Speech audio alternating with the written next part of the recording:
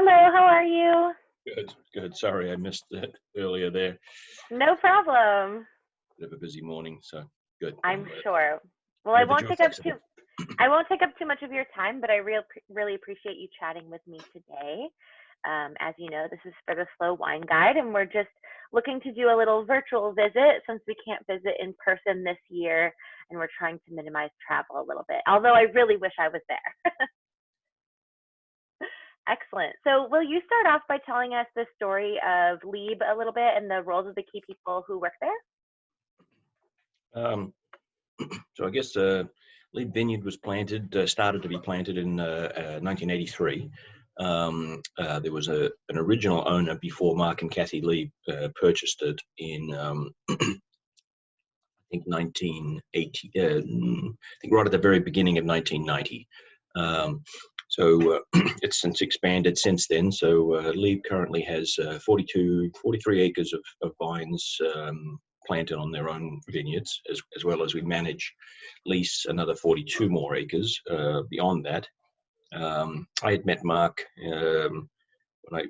when I first came to the island in 1990. I got involved with Pellegrini Vineyards at the beginning, and during the early 90s through the mid 90s, we had purchased Pellegrini Vineyards, had purchased Fruit Pinot Blanc from him, and so we got to know each other relatively well. And so in 1999, actually 1998, when Mark and Kathy were interested in starting producing wine, I got involved as a consulting winemaker from the beginning, and sort of been involved with them since then. Mark and I and one other partner started Premium Wine Group. I've been the managing partner there ever since, and so there's been sort of a crossover of a number of different businesses and our friendship over the years. Fantastic. And will you tell us a little bit about where your vineyards are located and what you have planted? Yep. So all three vineyards are in Cutchogue. Sorry, all four vineyards are in Cutchogue, I should say. The two that we own are both up on Oregon Road, which is about a mile and a half north of Sound Avenue. At those two vineyards, we have Pinot Blanc planted, 14 and a half acres, Chardonnay another 10, Merlot also on that site 5, and then at the second vineyard where the tasting room is, it's made up of 11 acres of Merlot, Cabernet Franc, Cabernet Sauvignon, Petit Verdot, and Malbec. And then the two other properties that we lease are made up of similar varieties: Merlot, Cabernet Franc, Petit Verdot, Malbec, Riesling, Sauvignon Blanc, and Viognier. So it's a combination of a reasonable selection, but a focused selection of varieties. Fantastic. And will you discuss a little bit about how you like to work in the vineyards, what your philosophy is when it comes to working in the vines? Yeah, Lieb's 100% sustainable, for sure. Where we from a weed management or a floor management, we do complete rototilling, so we don't use any herbicides to control weed growth. And that goes throughout our whole practices. We're very selective in the types of spray material that we use. We have a recycling sprayer. So the quantity of material, you put out a certain volume, 200-300 gallons of liquid, with some spray material per acre. The old way was with an air blast sprayer, and so that you were putting a lot more material out.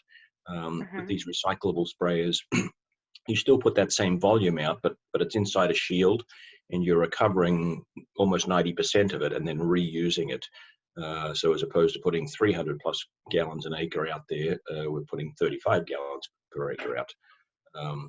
And that goes through a lot more of our processes. So we're not organic. The humidity on the East Coast really prevents that. But sustainable is as very close as you can get. Fantastic. And have you made any major changes in the past year to vineyard management, or have these kind of been practices that you've been working with over many years?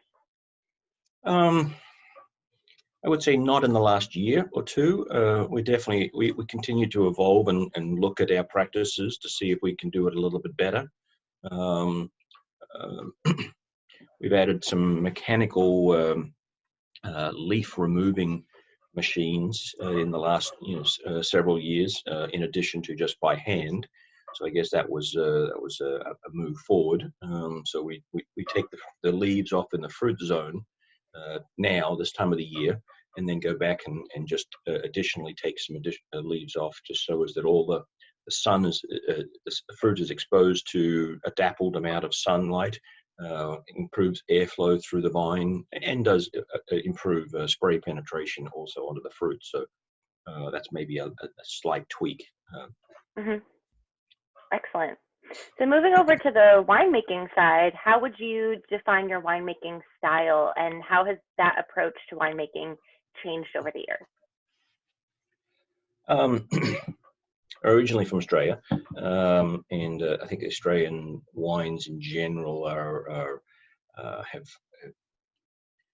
have shown a lot of methods to extract and showcase fruitiness in the wine. So fruit forward style wines are definitely what I enjoy drinking and enjoy making. So I'm trying to be, even though I'm a relatively technical winemaker, as to the approaches of how I go about doing it and what I do and equipment and a number of different things, all of it is to showcase the vineyard, not the winemaker. Some of the heavier handed techniques of more barrel fermentation or more barrel aging to make more oakier wines. I really don't do that. We do barrel age our red wines in barrel, but there are more neutral or an older selection of barrels with a little bit of new barrels versus heavy. I don't want people to be saying, "Oh, great, no, I like the oak in this wine." Hmm. That's a negative. I like the fruit in this wine. And I think that so my techniques are to try to express the varietal and the vineyards selection. So even though we've got lots of different blocks of Merlot, we keep I keep every block separate during harvest through to the latter part of the spring, so as that I can better evaluate each of the vineyard blocks as to how to grow the fruit better in those blocks, which would obviously make the winemaking a lot easier. Right. So those techniques I've been doing for several decades, trying to define it a little bit more as to how to do it a little bit better. So there's always little tweaks every year. I change my yeast, sometimes if I find a better yeast selection that can express the fruit better, or give it more mouthfeel and richness. So I'm constantly doing small little trials to improve. Hmm. But I don't think my style has changed over over a longer period of time. How I get to the same result has changed. Right. Yeah, you mentioned that you like your wines to be fruit forward, and you also like to express the vineyard and the variety. Are there any other qualities that you tend to want your wines to have? Like, are they made for early drinking? Are they made for the intention to age, or is there a mix there? Yeah, I think in general, um, white wines are, I think, from a cool climate, which is where we are. The North Hmm. Fork of Long Island is a cool climate region, so I'm all about keeping the brightness, the richness, or the vibrancy, if you will, of the fruit. So hence, keeping higher levels of acidity, putting really a small percentage of the Chardonnay through malolactic fermentation, which decreases the intensity of acidity. All the other whites are non-ML, so they're really trying to show off the bright delicacy and the liveliness of our white wines. And I think with reds, along the point of not making oaky style wines, trying to make more elegant, soft tannin, somewhat early approachable wines in many respects, but still have enough tannin intensity there level that they will age as well, but not what I'll call as an older style now. In many respects, 10, 20 plus years, 20 years ago, Bordeaux's, you would need to put away for 5 or 6 years before they were drinkable. So that style has changed in Bordeaux as well. I think that style has changed somewhat around the world. Maybe Spain being the last to sort of move away from those more extracted wines. So I'm looking for early approachability. Excellent. And I would be remiss not to mention this extraordinary circumstance that we're going through, in society and in the wine industry right now. How has Lieb as a business been dealing with the coronavirus pandemic and all of the repercussions over the past few months? Yeah, when I was in the vineyard, our vineyard practices are social distancing. Each of the rows, the widths of the rows are anywhere from 8 to 9 feet. So having one of our vineyard crew per row is an easy thing to do. So that really hasn't changed too much. We've altered the eating areas, so people are spaced out further in the lunch rooms and inside, and obviously sanitizers and things like that. In the winery, it's similar in many respects. We're able to social distance a lot better, and cleanliness is a very big part of winemaking anyway. So I think that's pretty simple. From a sales and marketing, obviously that's been the challenge. From a wholesale standpoint, restaurants unfortunately have been closed or completely to now limited for 4, 5, 6 months. Lieb's worked very hard over the years to get a lot of restaurant placements and visibility and wine by the glass, so that hurt. That has hurt everyone. We've sort of been very creative in our marketing sales crew from a retail standpoint, and tried to be very present in people's minds. So online sales and even curbside sales during the time when we were closed have been phenomenal. So people have we obviously have a strong enough brand in the marketplace that people still want to look and find our wines. So as opposed to going to the stores or going to the restaurants, they're dining at home and purchasing wine online. So the Lieb crew has been very, very busy with online sales during this period of time. So in general, it hasn't hurt as much as it maybe could have. Right. I've always joked that in good times and bad, people drink. It's just a function that the bottle price goes up in good times and goes down in bad times. So we'll see where this number ends up falling.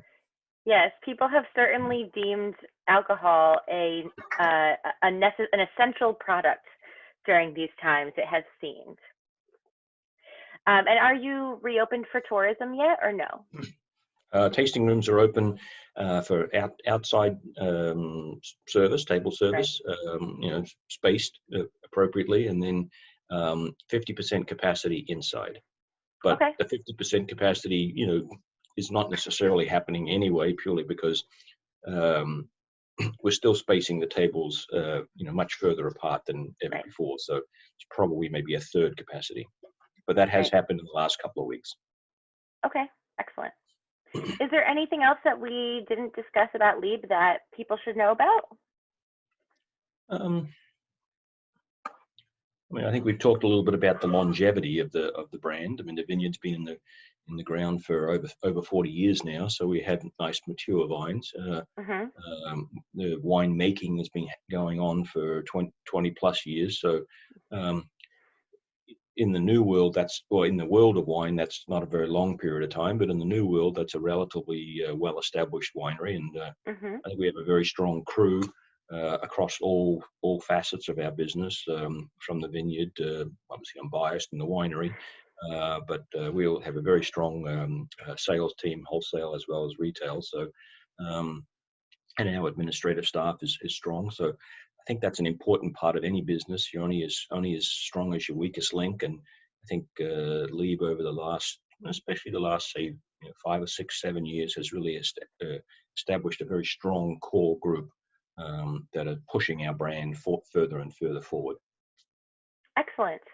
Well, it was such a pleasure speaking with you today. I appreciate you taking the time and hope that the rest of the summer goes a little bit better than maybe the previous year has, and look forward to seeing what this vintage has to offer. Very good. Thank you very much. All right. Have a great day. Bye now. Bye.